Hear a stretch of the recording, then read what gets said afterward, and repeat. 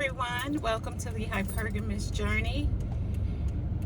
Okay, so Stephen A. Smith did a video about a double standard for men, that no matter what kind of transgression they do, that there's a double standard. So if he cheats with you on another woman,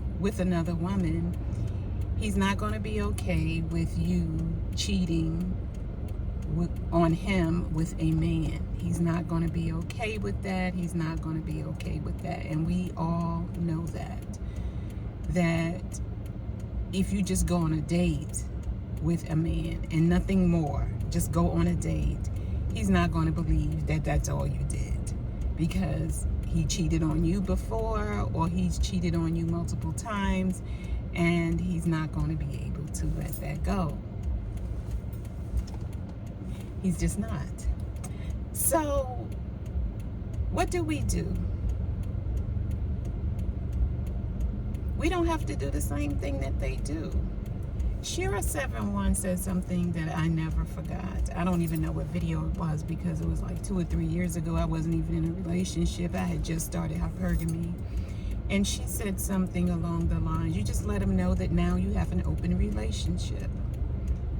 And it doesn't mean that you go out there and do anything, go on a date with him or whatever, after the shock and hurt of it. If you're a 60-something-year-old woman and your man cheats on you, I don't even know if we even do the shock and crying kind of thing. We just make a decision. It's like, am I going to stay in this or what? Or what is the punishment going to be for him? I don't know, because, people do what they do. You don't have any control over it. You just have to decide how you're going to respond. Yeah, just decide how I'm going to respond, or how you're going to respond.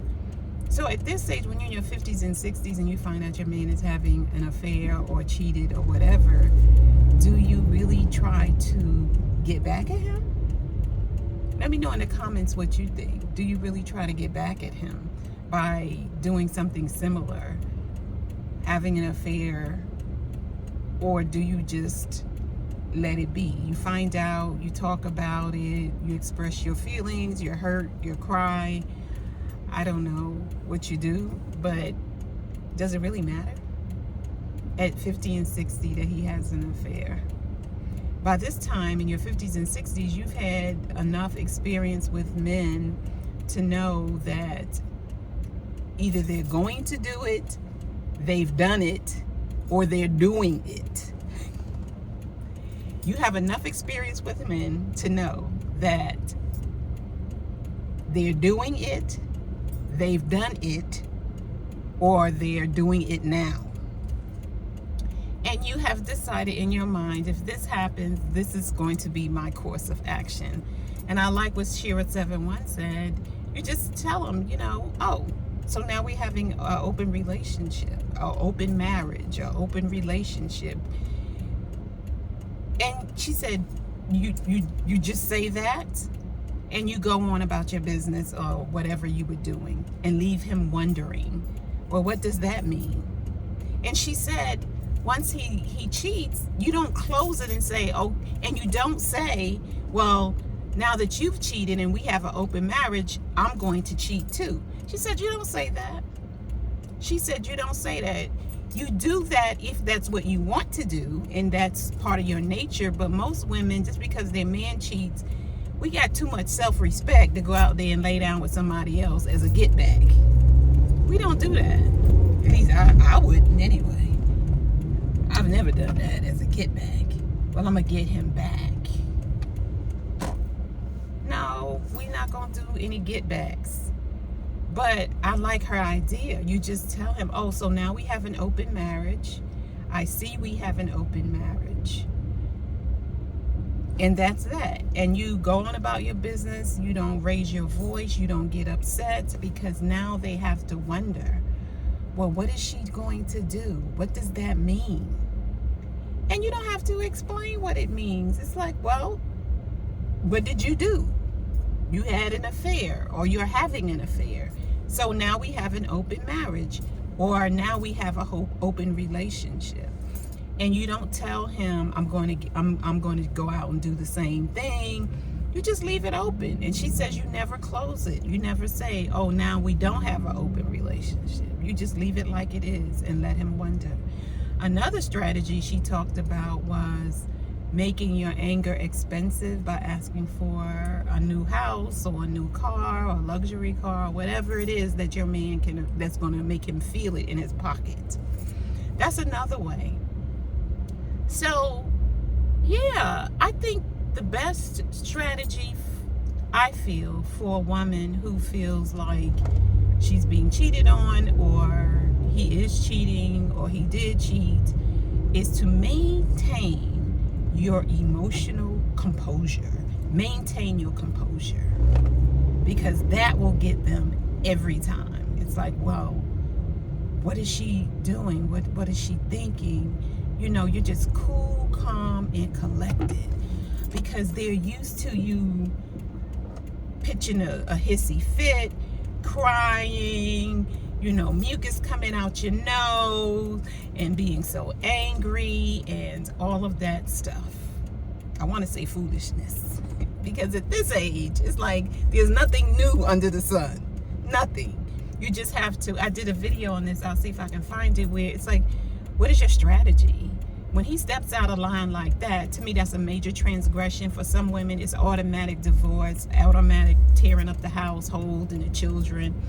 And for others, it's not, because they feel like financially they're set. They don't want to do this to their children, like rip their children's lives apart, because it does make a difference when, you know, you got a life of leisure and you don't have to do too much. You just decide, you know, come up with a plan and a strategy. And for some women, it is about getting a divorce and trying to get the highest possible amount for the children to maintain the lifestyle that they had before she found out about cheating.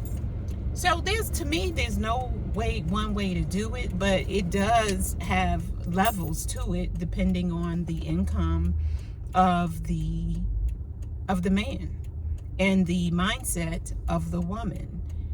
And yeah, but I like Sheila's strategies for just regular people who have, you know, regular incomes, to say we have an open relationship or an open marriage now, or to make the transgression expensive in some monetary way. I do like that. And of course, you know, I'm going to get some comments about, well, that's not right, and what about forgiveness and all that foolishness. I don't mean to say that forgiveness is a foolish thing. It depends on what you're forgiving. And men know, they know when they doing wrong and stepping outside the relationship. And, you know, you can forgive them, but like my mother used to say, I'll forgive you, but I won't forget. And so I feel like the best thing you could do is just maintain your composure. And I know that's a hard thing to do, but for some women, when the man is when you've already experienced cheating and you at the 50, 60-year-old mark, it's like almost, I hate to say it, but almost like, well, a given. It's like, well, it's a possibility that he could do that, and so what? What does it mean? As long as he's not bringing any babies back or any STDs. And this is how I'm going to deal with it. And don't let anybody shame you for staying, or shame you for staying for money or resources or finances. Don't let nobody shame you about none of that. About none of it. Yeah. So, yeah, that's what I think. Just have a plan. When he get ready to do his thing, have a plan. Have a plan so you won't be, what do you call it? Surprised. You won't be surprised. It's better to be prepared than surprised. That's what I say. Better to be prepared than surprised. And like I said, some women, they just say, you know, I'm not going to take that. I'm not going to do that, or whatever. I'm not telling you my stance on it, because I think it's an individual thing. It's an individual thing, but I think Shira71 gave some very good advice. She did. Very good advice. So let me know in the description, in the comments, what you think of her advice. I like it. I do. I do. Don't forget to like, subscribe, share, and let me know your thoughts on this video. I'll see you in the next one. Bye.